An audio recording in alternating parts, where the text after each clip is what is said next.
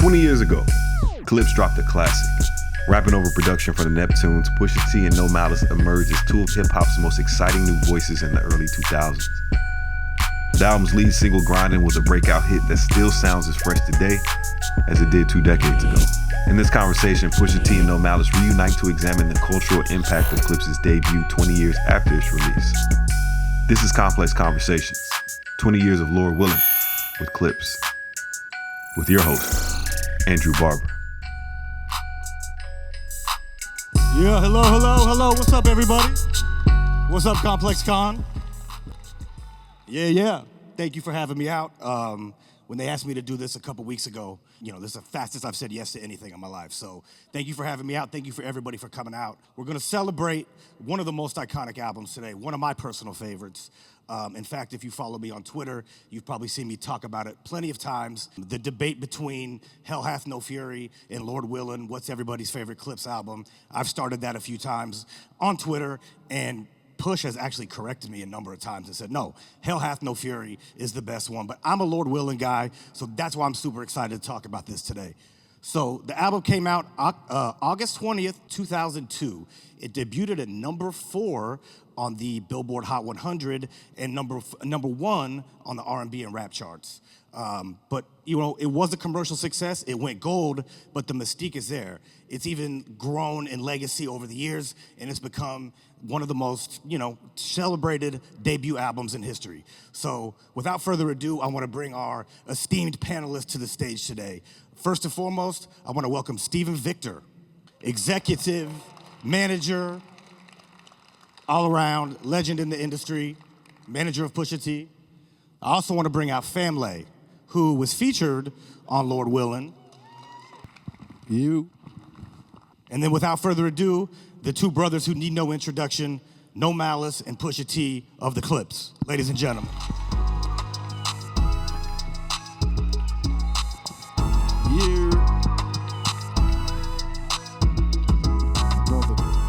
What's up, fellas?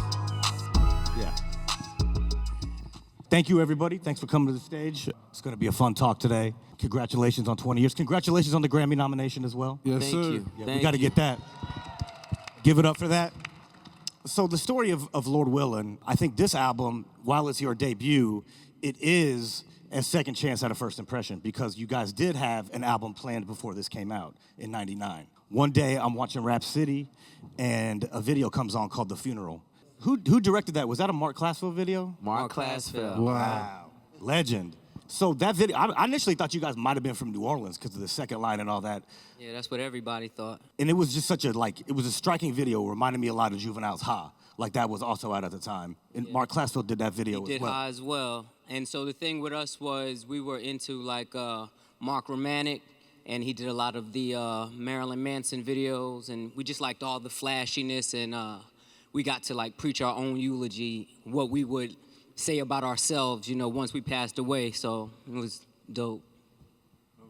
So the video comes out, it's getting heavy rotation, and then, the internet wasn't what it is now. So I couldn't look up what you guys were doing. I didn't have any information about when the album was coming or whatever. And then basically, I didn't hear anything else. So what happened at that point?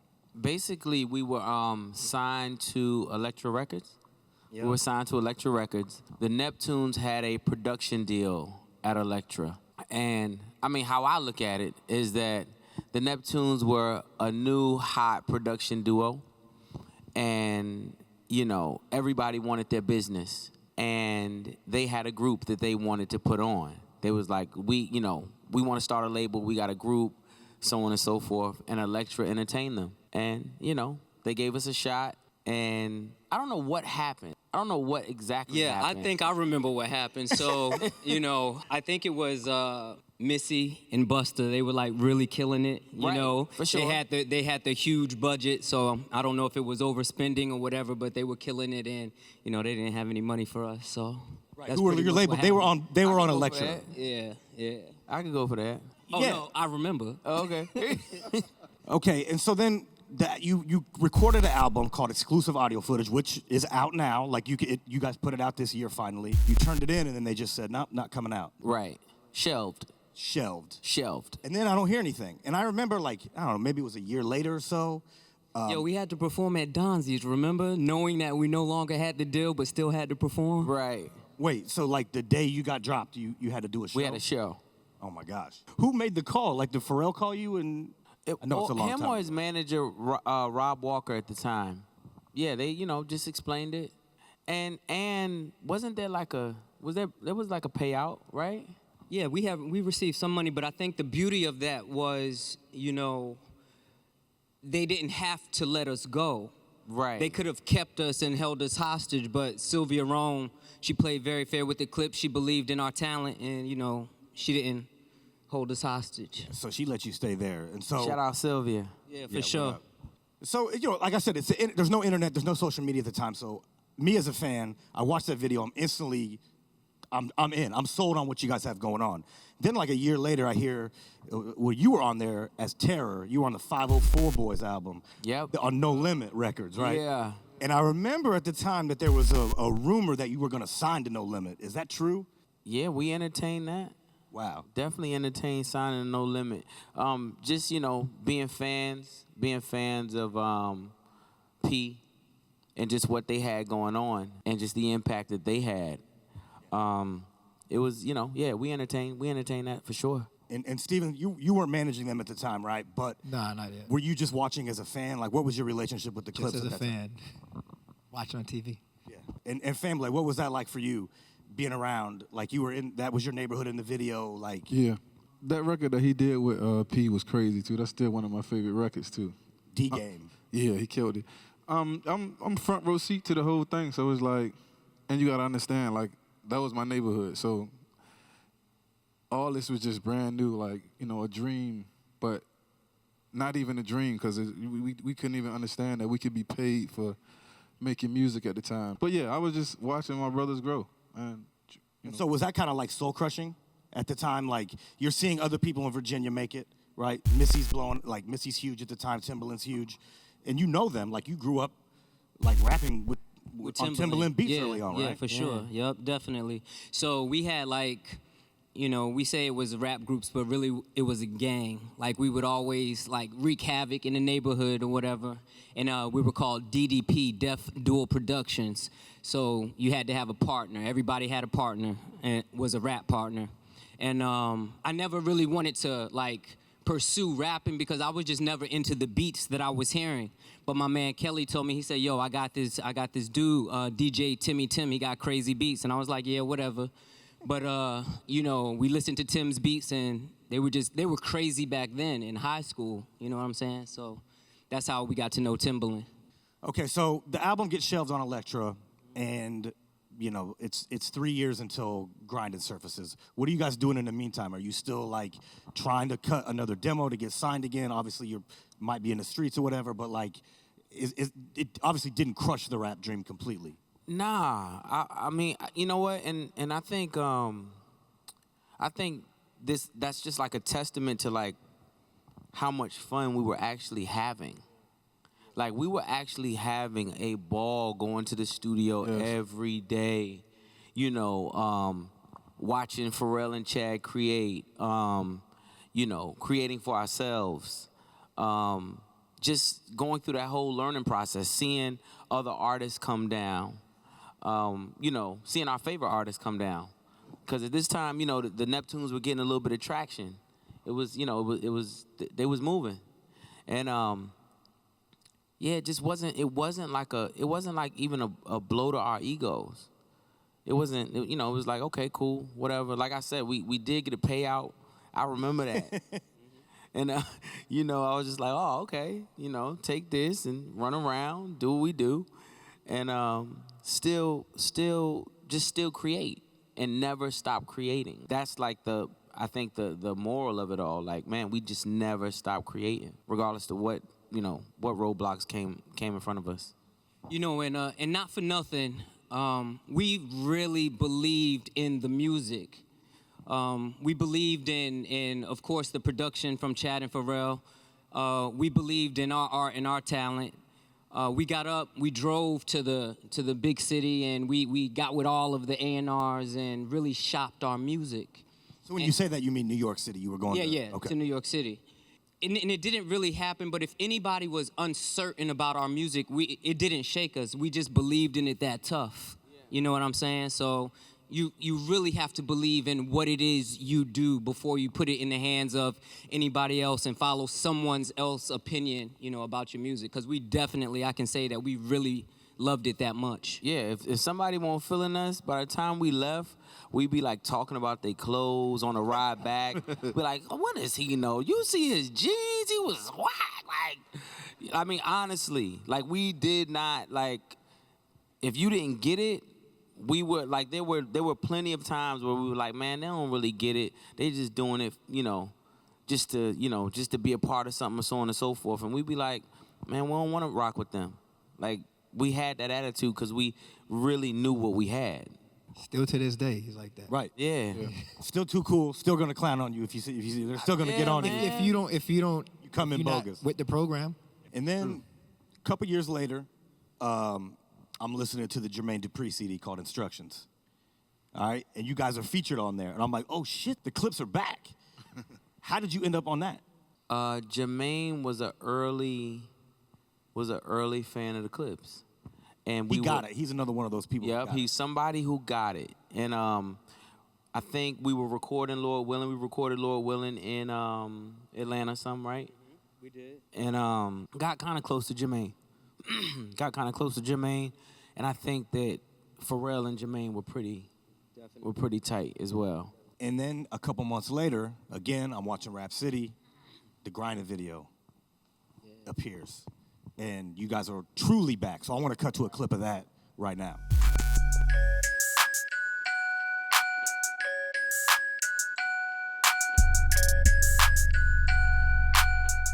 Wow, man. All right, I'm gonna ask. I'm gonna ask Fam first because you have prime real estate in that video. That was like you are in every shot, damn near. Yo, that was all deliberate. Every shot. Again, pre-social media. If you had a cameo in a music video, that's better than having a million followers. Or world. whatever. So what was that like? Let's talk about that. Well, we used to have like this little joke about like people stealing time. We was calling it stealing time. Like you remember that?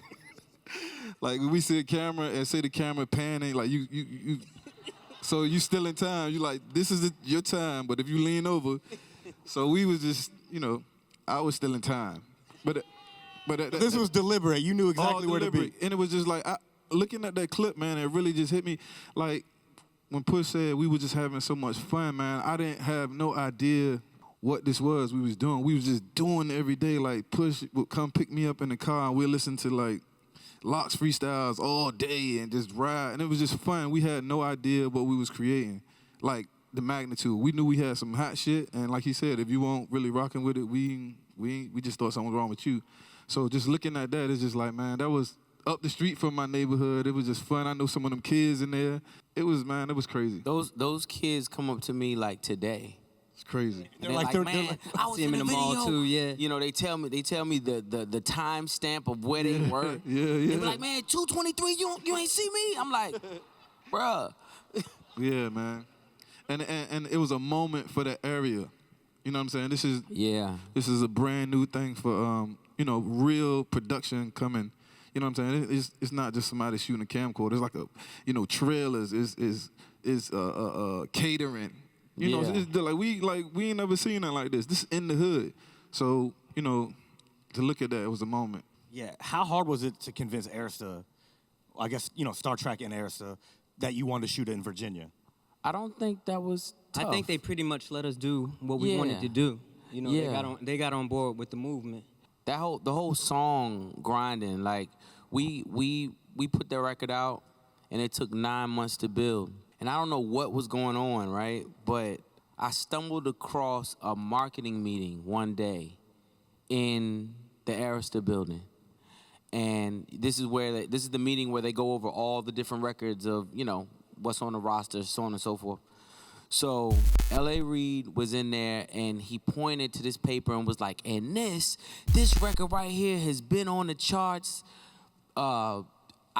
I don't know. I think it was the radio charts. Whatever the radio chart was, he was like, man, He was like, this record has like 100 spins or however many spins. And I know we ain't spent no money. We ain't done nothing. So as a matter of fact, if you don't get this record, heads gonna roll. I'm firing the whole staff. Wow, shout out to LA. And I like, shout out to shout LA. out to LA. Shout out to LA. And I just happened to stumble upon that meeting. It was so crazy. And right after that, we went on a promo tour. Yeah. Went on a promo tour with all the acts on Arista, and the Clipse were the like marquee act. Yeah. And at the end of that 9 months, we had a hit record. So did the song leak before the video came out? Because you said it took 9 months, right? So was the song out, or was it the big debut? That's how I remember it. Was just the video came. It was Mix Show, right? It was on Mix Show Radio. Yeah, it was on Mix Show. We were pressing up CDs. Like, we were trying to get it out there ourselves. It was tough. It was tough because at this time, locally in the area, man, I remember like there was an actual person at radio who was like, if you let me remix it, I might play it.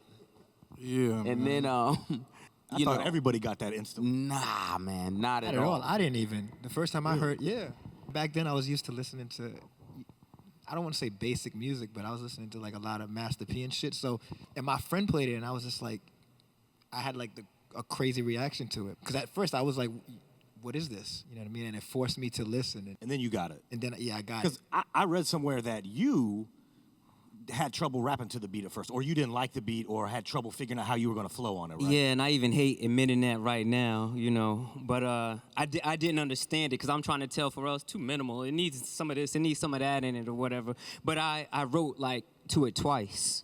Is it true that Pharrell said if you don't get over to the studio right now in 15 minutes, I'm giving this to Jay-Z? Definitely. Oh, that For worked. sure. So, and it got you there. So you were there in 7 minutes. I was there in 6.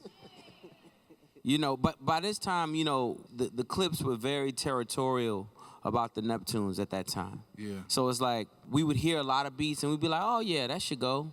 But if it was something too hard, we'd be like, nah, he can't get that. Or that person can't get that. Yeah. And Pharrell set it up really good. He was like, listen, if you don't get here in 10 minutes, bro, I'm telling you, I'm sending it.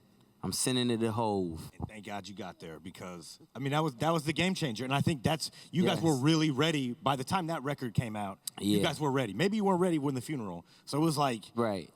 You guys, everything was good. So I want to circle back to the video real quick before we move on. Because the video, if anybody has seen it, the cameos were crazy. And like a lot of artists were measured by the cameos, especially rappers, with the cameos that they had in their video. The cameos were strong. You had Teddy Riley, Pee Wee Kirkland, Magoo, Philly's Most Wanted, Skills was in there. Nicole, yeah, there was how difficult, and FamLay, of course, is in the video the whole time, but like, Stealing time. what was that like getting everybody to the shoot? Oh, Noriego, can't forget about Nori. Nori's in the kitchen with Nori. I know I had a clean shot. Like, how did Nori get in the video? Showed up. These were all favors. These were all favors and people who had heard, they heard the music that was happening behind the scenes. They were already probably working with the Neptunes, and they were privy to like they was privy to Lord Willin. Like they knew what it was. Whereas we hadn't heard it. Right, exactly. But they'd been in the studio with so they weren't gonna miss it. They were like, nah, we're gonna be a part of this. So at this time, you guys are doing brown paper bag. You've described it as brown paper bag shows and concerts All in day. backyards, bars, clubs, wherever you can across the United States. For sure. Shootouts in the clubs. For sure. Yes, that's true. So when they would book you, would you just do grinding like 10 times? Or? Yep. No, honestly, we definitely were doing like shows for, all the hustlers around the country. Because honestly, that's who got it first. That's who understood what we were talking about. So it would be nothing for us to come into a club and it'd be 25 people in there from one neighborhood. One guy is the man, you can tell. He pays us in a brown paper bag and he just wants to hear the song. He loves the song. He wants to put people on to the song. You were jumping in the car, driving 6 hours, play For the song. sure. Easy. Okay, so Grinding explodes. It takes off. The reaction to that is quite different than the funeral, right? Like but also the Neptunes are in a way better place at that point in their careers. At the same time, they're doing stuff with Usher. They got Britney Spears, NSYNC. I mean, they got a lot of stuff happening. So they got a lot more leverage for you guys, right? And then you have your own hit song. So when Grinding drops, is Lord Willin ready? Or was that like, okay, this popped, so now let's go record the album? Or was it kind of like locked and loaded at that point? We were kind of locked and loaded. We had joints. There was not a day that the Neptunes were in the studio and didn't make us something. But mind you, they're making a lot of the records that you're hearing, fam will tell you, by the tens. Yeah, Like, there's 10 beats happening that day. I'm still in like 3. 9 of them was hits. They'll take them from me. Yeah, like, it was for this person, that person. We get a couple, but this is like all day. This would go on from Like 12 to 12. They 12 to 12. banging out. And so are you guys in Virginia Beach recording? Yep. Or Yeah. Okay. Yeah. People was coming to Virginia Beach. Like Pharrell was bringing all these like A-listers to Virginia Beach to record. So I was just basically like coming from the neighborhood, and I would just be lingering around, and like I said, he know if it's a beat that they gonna get, they'll get it, and I'll just be sniffing around and like, who's that? Let me get that. Then I get it. Then later on, like Jadakiss ahead of shit. but I just kept going, It was just, like I said, at the moment, I didn't realize what we was doing, man. It was just so fun, and it was just like everything was a win. You gotta understand, like I was just at home or in the neighborhood drinking a 40, literally. I remember T called me and was like, yo, come up here. Pharrell doing a beat for our album. I don't know what that means. I'm actually taking my time. I'm just like, then he's like, no, bring your ass up here, I'm telling you. I get there, they got a slot on their album for me to do I never heard of it. I don't even know what I'm doing. It's like. So you had you not like professionally recorded anything at that No. point? Like you just rapped with your friends? Yeah, I just knew like 1,000 bars. I remember T sitting there, we were recording, and Malice, we recording, and I remember this like yesterday. I was rapping, and then Terrence was like, that's 16. And I'm like, damn, like all my good stuff I ain't get to yet. So we had to kind of like piece it. All my good punchlines is like at 30. But he's like, no, that's 16. I'm like, shit. All right, so then we, but just for them to do that for me, like, and it's like, yo, it's just crazy. Like, I mean, you had your own solo song on the album. Yeah, and, like and that didn't happen that often. Like, nah. Well, Killer Priest had one on Liquid Swords. Oh, we was talking about this the other day. He was trying to tell me where he got it from. With Fam having his own song, it reminded me of like, let's say a Gangstar album, and maybe Malachi the Nutcracker, or Right, yep. Yeah. Guys like that, where we was hip hop junkies. So like we be like, oh man, did you hear that verse from this guy? So on and so forth on the, on the star of the album, on his album. Yeah. And I was like, man, we got to create that. We had to create that platform for Fam, like, just give him like the ultimate look. How did you guys meet? How did you guys all hook up? Because you're from Norfolk, right? That's Yeah. What is that? Half hour away or so? Not even. Okay. It's close. Huntersville, shout out. Okay, all right. We got somebody in the house. What's up, family? Yeah. So we hooked up through music, Well, I remember Pharrell talking about you. Really? You know what I'm saying? And just saying how dope you were. And Oh, wow. Shout out Pharrell. Yeah, but I can't really think of a better springboard like for a career. Oh, no. Nah, it was amazing. Like, these my brothers. I love them. Like, for real. Like, this is Love you too, bro. what we really, like, Sure. growing up. And this is what we do at ComplexCon, right? Nah, for real. So that's a moment. You get your own song, and that's like, it kind of separates you from your. And that was a nice gesture. I'm lit. It's your debut, and you gave him. Listen. Yeah, so what's that like? I'm lit after that. Like, I would, play it randomly. Like who that? That's me. You know what I'm saying? Like barbershop, I tell one person to play it. Like, who that? That's me. Then when it dropped, like we went on a grinding tour, which was crazy. Like what we saying, like it was a grinding tour. Like I mean, like they perform, we jump in the van, get out of there. Somebody got shot later that night. Like the next day we go somewhere. Like you know, when y'all left, they laid the whole club down. Like that's what we was at. You were risking your lives, literally. Yeah, Literally. like literally. I read somewhere you guys had to wear bulletproof vests in Milwaukee. Yeah. I ain't want to say the place. Yeah. Listen, Shout Milwaukee. out to Mill City. Milwaukee is no game. Shout out to Milwaukee. Yeah, shout out Milwaukee. We love y'all. We don't want no smoke. It's all good. We had Please. a good time. We had a good time. But no, it was good. But like again, we was I just keep saying I feel like we were so young and having so much fun that we ain't think about none of that. We just were like, yo, they get to perform grinding. I get to put the Star Trek up in the air right beside them. And we just doing what we love. So it was like, it was an amazing time for me, man. Yeah, I can imagine. So getting back to just the album, you guys were able to pick like beats from the A folder. A lot of times people, I mean, granted you were their artists, but you have like some of the best beats of that time. And they're the hottest producers in the game in 2002. I mean, they're dominating radio. And it was like, it was just very simple because they were just spit. It's like everything was hot. You didn't have to like just keep, you know, picking and see what was hitting and what ain't hitting. It was like everything was just hot. They were in a special zone, you know what I'm saying? And it was just, you know, fortunate for us to be amongst it and to be hanging out every day and, you know, just kicking it in the studio. We were just privy to everything first. What I noticed too though, like T ain't play. He was always on it, cuz like turns to be like, no, put that to the side. It ain't even done. T was like, that's a Clipse beat, put it to the side. I'm like, damn, can't he steal it? He was on it though. But at this time, like you said, the Neptunes was in a crazy zone. Like they'll do a Clipse record, then they'll do frontin', then they'll do this with Buster. And I'm like, yo, what my joint? Then like, oh, that's for you. Got a whole folder for you.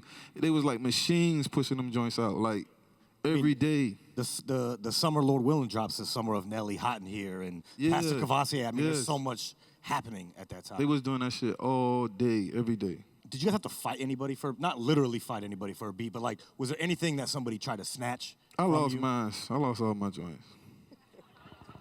Yeah. Was there anything that somebody else grabbed that you wanted to hold for Lord Willin? I can't say it was for Lord Willin, but I can say that like the special folders were always like Hove's folder. Yeah, you know you did. There was like a Foxy Brown folder. Buster. You know, yeah, Buster. And Buster always had a strong folder.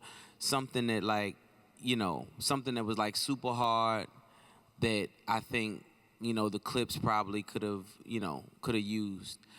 Those three folders, there's nothing specific I can tell you, but I know those three folders always had some heat that I was like, damn, all right, man, just give it to him. But I definitely wasn't feeling like that in my heart. So I actually told Pharrell that I wanted Pastor Cavassier, and he was like, man, you should have told me. You should have told me. I would have gave it to y'all. Wow. But, you know, by that time, Buster had already had it. But I love that beat. That beat was crazy. Yeah. And you know something, though? I realized just now what Pharrell used to do, too. Like, looking back, like, he was good. Like, he would make a beat and it's hot, but he wouldn't give you the option. He was like, yo, look at this shit I did for Buster. Boof. You play it, you like, be looking like, damn. Yo, this was so-and-so. That's how he did me. Like, he was like, he already had it tailor-made, but then the crazy thing is, in your mind, it made sense for that person. So you didn't really you weren't trying to take it like that. Like, if he made a beat for Buster, he already got the flow to it, he the hook and everything. You just like, I can't bother this. Like, I can't mess with it. Yeah, and were any of those songs, did he have to try to sell you on, or Chad, did they have to like say, no, you guys should really rap on this one? Like, I know you may not like it right now, but you need to rap on this song. I don't think anything on Lord Willin was an argument. Yeah. Yeah, he didn't have to sell us on too much. Yeah, and he don't really, the way y'all was recording, like, which was different, is they didn't really do too many, like, they didn't really waste nothing. We didn't do any throwaways. Yeah, like before we started, we already knew we're going to use it. Yes, exactly. So what made the album was what? There's no like leftovers there's no floating around. throwaways. There's definitely no throwaways. For no Clipse album, no. Yeah. For no Clipse album. We don't even write like that. Like, we know what it's going to be from the beginning, and we go ahead and we see it through, and then we finish it.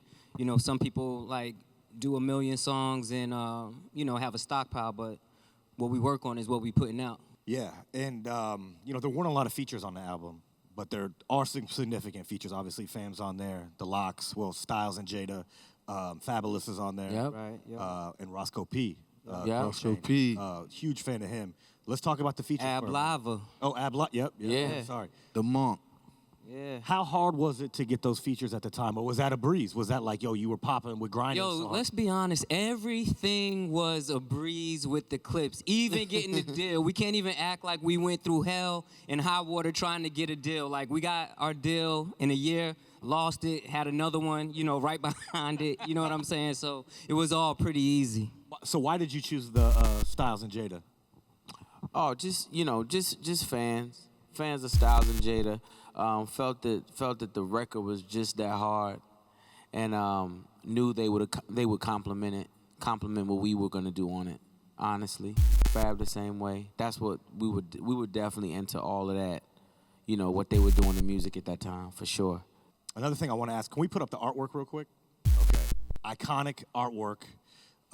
It's been bitten so many times. So many people have copied it and tried to use it. I remember the actual commercial for this. Yep. With the car driving like that. It was crazy. Who came up with the concept for the art?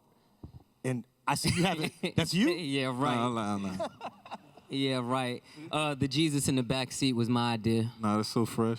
It's one of the freshest. And I see you have a framed painting of that? I do. Is it the I do. actual painting? It's the actual original. Yep, I got it. The plaque came like that too. How do you feel about everybody like copying it? Like you see it every year, somebody comes out with like a flip of that album cover somehow. I like it. Yeah, form of flattery. So Steven, at this point, once Lord Willin drops, are you all on board at that point with the Clipse? No. I had to listen to it, and my friend forced me to listen to it. And it was like, but the good thing about it is, like I said, like it was so different from what I was listening to. It kind of forced me to like get into it, and then once I got into it, it was like a book, or a movie. You know what I'm saying? Like I watched it so many times, and each time I listened to it, I would like even with the song "Grinding," I didn't know what it was about until maybe the 100th time I listened to it. Like I didn't know they were talking about selling dope. Let's talk about the other. Can we talk about the other singles real quick? Yeah. Sure. When the Last Time. Now I hear that you hate that song. You don't like to perform. Hate it. Oh, that's my favorite. That wasn't my favorite. Of course. Of course. The suit. I got good ears. You can walk in any party in 2002 and say "Top Down" and the whole place. Oh, yeah. Exactly. One of the best opening lines. Yeah. Is that it's you can't forget it.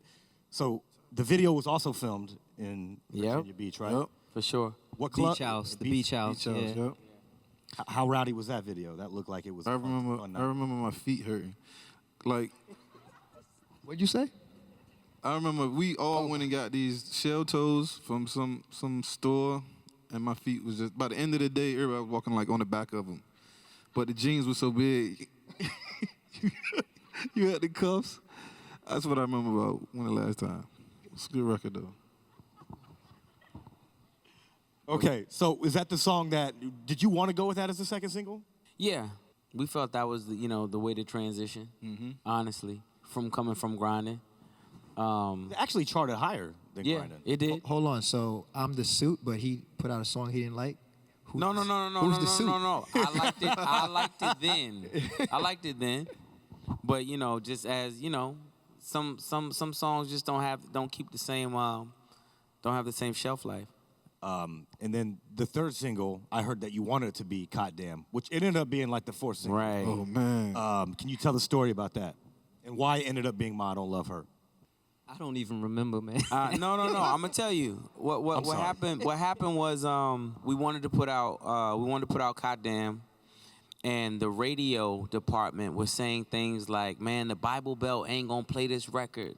This record ain't not gonna get any play in the Bible Belt because Cot Damn, goddamn, whatever." Of course, L.A. Reid he liked that Faith Evans was on "Ma Don't Love Her." And he was like, "Man, I can get this at radio. We can get this at radio. Trust me." And he was like, "And if we don't get it, then we going to put out "Cot Damn." And we going to shoot a video. And he just promised all these things. And I don't think they got it. And he shot the video and we put out "Cot Damn." He kept his word. We need more LAs. Yeah. Yeah. For real. True. I mean, I haven't heard of that happening. Yeah, no, for sure. And then that was, so was Ma Don't Love Her like a disappointment? Was everybody disappointed with how that song performed? I like that song as well, but.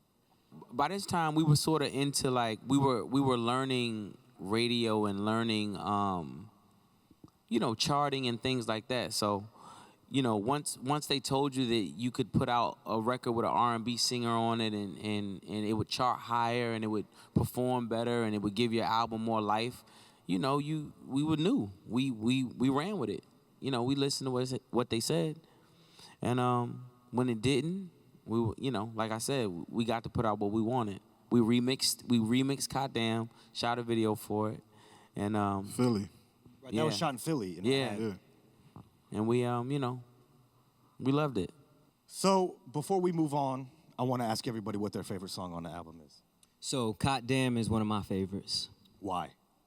Just because you get to rap, you know what I'm saying? It's not like, smooth and R&B. It was just like, just street hip hop, and you could just go at it. And I had like a lot of fun writing it.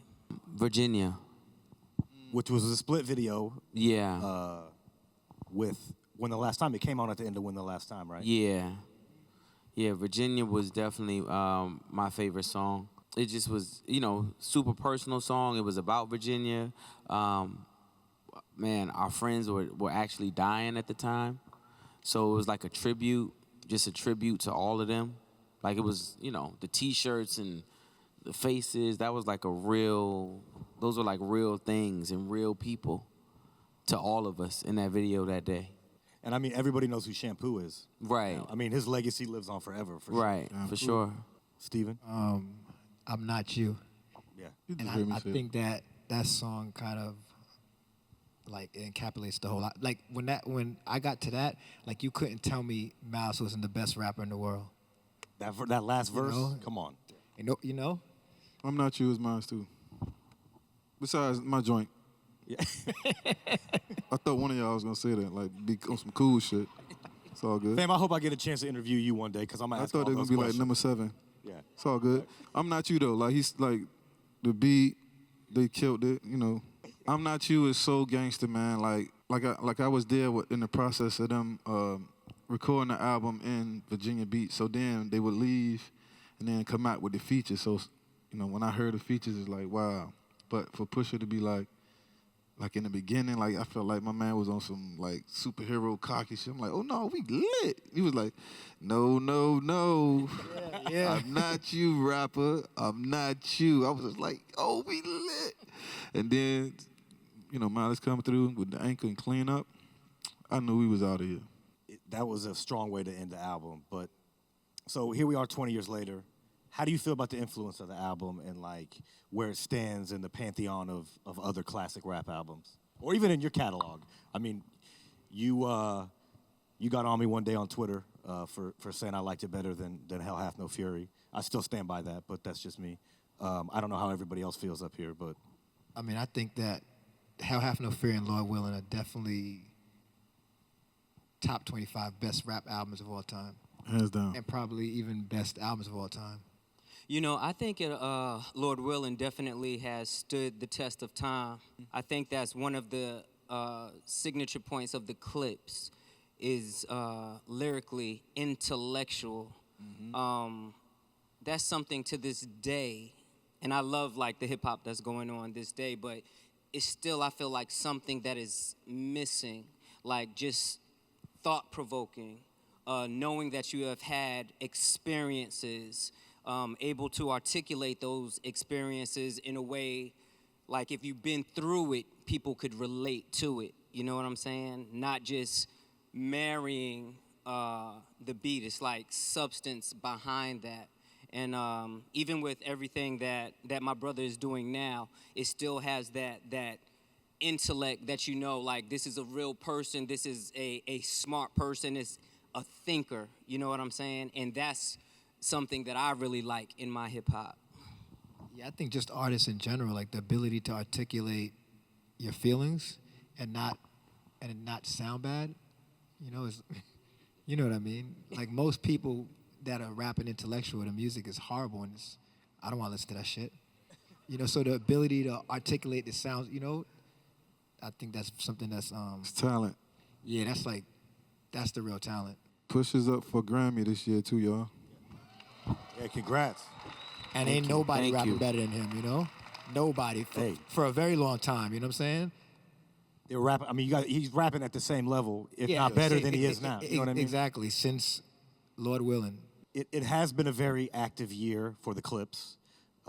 We saw the re-release of exclusive audio footage. You're on the Nego album. You're on the Push album. You know, I'm not here to. We want more. Yeah, that's it. So, what is the future? And everybody has asked you this question. Maybe I'll throw it to you this time. What's the future of the Clipse? You know, the Clipse live forever. You know what I'm saying? We here. Is the door open for a possible another project? Hello? Listen, the fans want more, the suit wants more, everybody wants Everybody wants more. The suit wants more. The suit wants more. I mean, because maybe I've overanalyzed your verse too many times from It's Almost Dry, and I'm like, I think you're giving us like some hints there.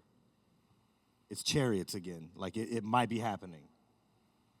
I mean, come on, man. Okay, Time so will tell. I guess that's the answer. Thank you. Yeah, thank you. So hopefully we will get. We gotta you know, push him. We gotta push him, man. We gotta. For sure. Don't let it go, Andrew. Got him on the ropes, V. I got him on the ropes. Okay, so somebody's got to give me something, please. Look at all the people that came out today. No, I'm saying you gotta push him Thank to you, say guys. yes. Oh, you You want gotta me? push him to say yes. Yes. Well, That's I what mean, you gotta you push guys him. know that I'm going to push him to say yes. I mean, that goes without question. So, what is it going to take to get that? Is it the man to my right? The suit.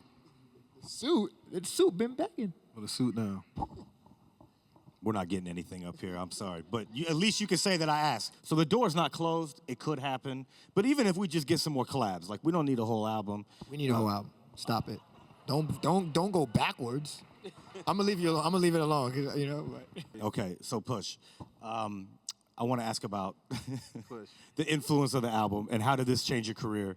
And do you still, as far as making solo albums, do you still look back to this one when you're creating?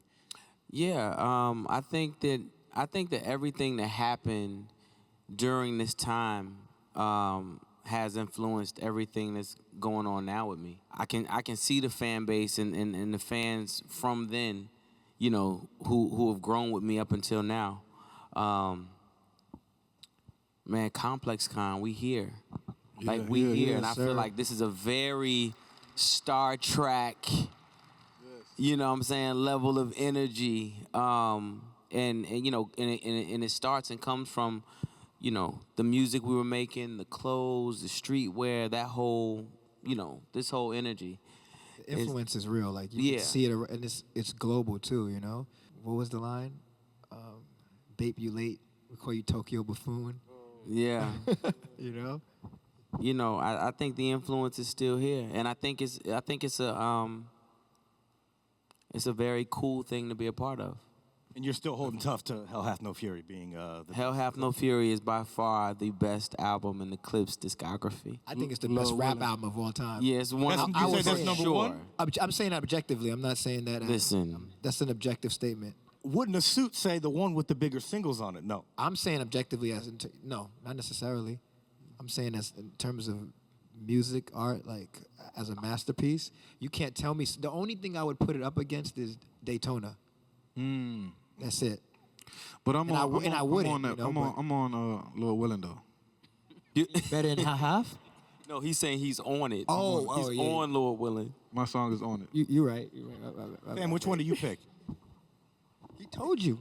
Lord Willin. That's it. Easy. You gotta be objective sometimes, Nate. Okay, objectively, Lord Willin. Listen, two different things, man. Two different animals to me, but both crazy. I seen like the growth, but like Lord Willin just got, you know, a special meaning to it to me. Like I said, we was kids in the industry, and like we was just basically, I feel like we was just freestyling our life. So by Hell Have No Fury, I just was hearing the records. I was already know these niggas was out of here. I was just championing them and rooting, but it's just a different meaning when we was that young and doing it, and these guys had a real release. To me, that's gonna always mean something. Yeah, and when did you get your deal Like, when did you officially sign to Star Trek after Oh that? my God. So this is a sensitive subject. We're not like talking about when I, you know, my shit ain't work out, right? I've been waiting on Train to Go for 20 years, bro. I know. It was like 03, I think. But the crazy thing is, I wouldn't change Def that. Jam first, right? Yeah, I was at Def Jam. Like just hearing all these good L.A. Reid stories is like a little different for me. Like L.A. Reid, like kind of like he did me different. Did he not want you on air still? So I've been told, but it worked out good. It worked out how it was supposed to, man. Like, you know, I got a crazy L.A. Reid story that y'all might want to hear. Let's hear it. Let's go. All right, cool. So real quick, I think this will happen to my deal with L.A. Reid. So I go to get, you know, I go to have a meeting with L.A. Reid, me and my manager at the time, Big Easy, and I'm kind of nervous. When I get to his office, there's an intern in there, and dude was like, yo, you want something to drink? And I was like, yeah. He was like, what you want? I said, fuck it, tequila. So this was like 10 in the morning. He leave out to go, he go to get tequila, right? So then I'm sitting in the room, Pharrell talking, they playing my music or whatever, and L.A. Reid come in and he talking or whatever. The intern come in and just give me a big-ass bottle about this tall of tequila right in front of, like, you know, he's like, yo, here, this what you order. And we left out. So I'm sitting there like, so L.A. Reid probably like, yo, this drinking 10 o'clock in the morning, like, what's wrong with him? So we talk. Of course I drunk it because I was nervous. So Hey, rightfully so. leaving, it hit me like, yo, that won't really smart. Like we had our meeting. I leave out. I'm drunk at this point. By the time we get out, and I'm in the elevator, just like, yo, I think I fucked that up. Like a week later, Pharrell, you know what I'm saying? Pharrell called, you know, and if you know Pharrell, Pharrell is the most optimistic man on planet Earth. Like, so any type of bad news, he deliver it like it's a, you know, it ain't. He was like, yo, I think I got you off Def Jam. And I'm like, huh? I didn't know that was the plan. Yeah, no, but listen, I think I got you off. Hang up. Like 20 minutes later, my manager called. Yo, it's some bullshit. He upset. Yo, some bullshit, yo. Did they call you? I was like, yeah, I just talked to P. He's like, yeah, no, man, they doing us dirty. I was like, oh, we did. But that was my L.A. Reid joint. I think, hey, L.A. Reid, listen, tell me if that what happened, man. We all cool now. I won't take it personal. Just tell me if that's what happened. I think that's what happened, though, cuz. Well, I think that's a good way to wrap this thing up. That was a good story, right? That was the truth. That's a great story. We've all wanted to know, so now we know. I want to thank everybody for coming out today. Sure, thank you guys. This is amazing. I want to thank Complex for the opportunity to do this. I want to thank FamLay, Stephen Victor, Pusha-T, and No Malice. Guys, this has been an honor and a pleasure. Thank you for all the great music over the years. And make some noise if you want another Clipse album.